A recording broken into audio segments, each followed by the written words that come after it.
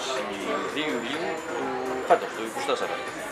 Ήμασταν με τα παιδιά τα δικά μου στη μια παραλία που λέγεται Αγιάννης εδώ στη Νητέα, Κύρα συγκεκριμένα, και κοιτώντας δυτικά προς τη δύση, είχε πέσει ο ήλιος από το επίπεδο των ματιών μου, είχε πέσει πίσω από τα βουνά της Γιώνος, πάνω από το δασικό σύμπλεγμα Γιώνος, όπως λέγεται εκείνη η περιοχή, είδα ένα φως.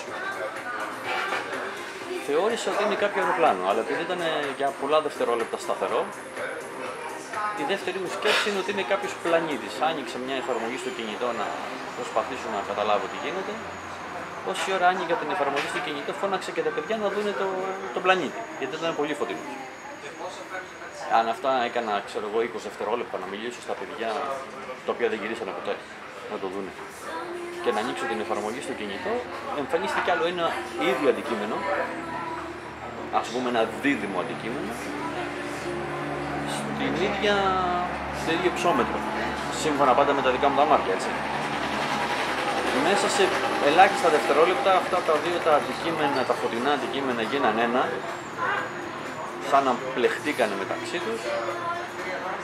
Μετά από κάποια 15 δευτερόλεπτα, ίσως λέω και πολλά, διαχωριστήκανε εκ νέου, σταματήσανε για 1-2 δευτερόλεπτα στον αέρα, στον ουρανό, και απλά μετά εκτοξευτήκανε. Δεν αναπτύξανε ταχύτητα όπως έκαναν οι αεροσκάφη, ας πούμε, εκτοξευτήκανε και σβήσανε. Το ένα αντικείμενο κινήθηκε προς την μεριά της Πάτρας, να το πω έτσι, σε σχέση με εκείνη, και το άλλο αντικείμενο κινήθηκε προς τη μεριά της Θεσσαλονίκης. Επειδή είμαι, όπως είπα, ανοιχτό στα θέματα ότι προφανώς δεν είμαστε μόνοι μας, θεώρησα καλό να το στείλω σε εσάς, γιατί θεωρώ ότι αξίζει έρευνας, καταγραφής. Δεν μπορώ να καταλάβω. Σίγουρα όμως αυτό που το γίνεται τώρα. Δεν μπορεί να πει κάποιος δηλαδή ότι δεν το είδε. Τώρα, αν το είδε και κάποιος άλλος από εκεί στην παραλία και δεν έδωσε τη δέοντα προσοχή, δεν μπορώ να ξέρω. Τι ώρα ήτανε? Αν ο ήλιος έπεσε γύρω στους 8.30 πες, να ήταν 9 παρά 20, δηλαδή αν κάτσουμε και δούμε τι ώρα έδειε ο ήλιος εκείνη τη στιγμή, περίπου 10 λεπτά μετά τη δύση του ηλίου στην περιοχή. Καιρικές συνθήκες? Άψογες. Κάψονες. Πολύ ζέστη, ο ουρανός πεντακάθαρος. Ναι, ήταν μια παρηρουλία δικιά μου από τον κάψονα, πιθανό. Αλλά τόση ώρα, τόσα δευτερόλεπτα μάλλον. Συνολικά πόσο να δείχνεις? Όχι πάνω από 90 δευτερόλεπτα όλα. Δηλαδή από τη στιγμή που το είδα μέχρι τη στιγμή που εξαφανιστήκανε, ίσως τα 90 δευτερόλεπτα που είναι πάρα πολλά.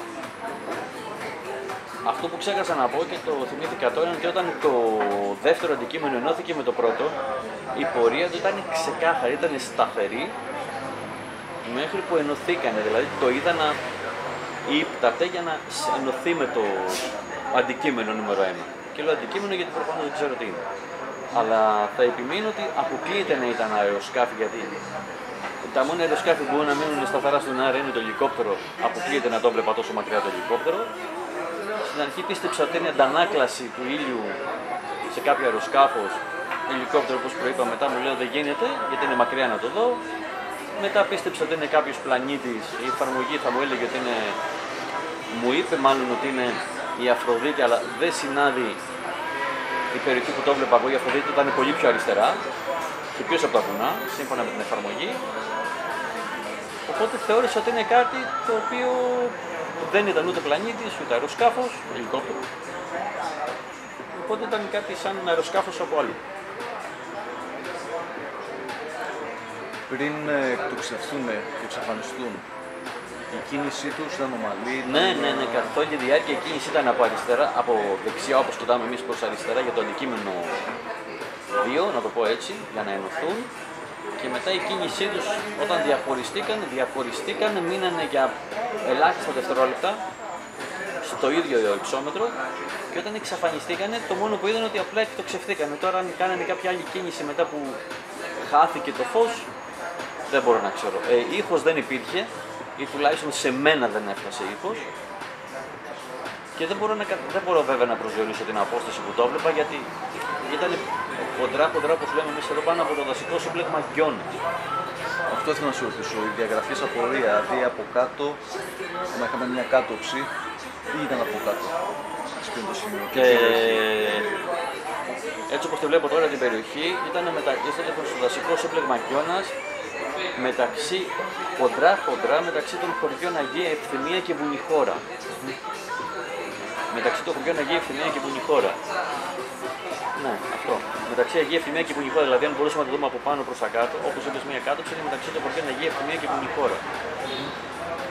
Απλά λέω ότι φύγανε ένα προς Πάτρα και ένα προς Θεσσαλονίκη για να πάρουμε λίγο τα όρια μας σε περίπου που είμαστε.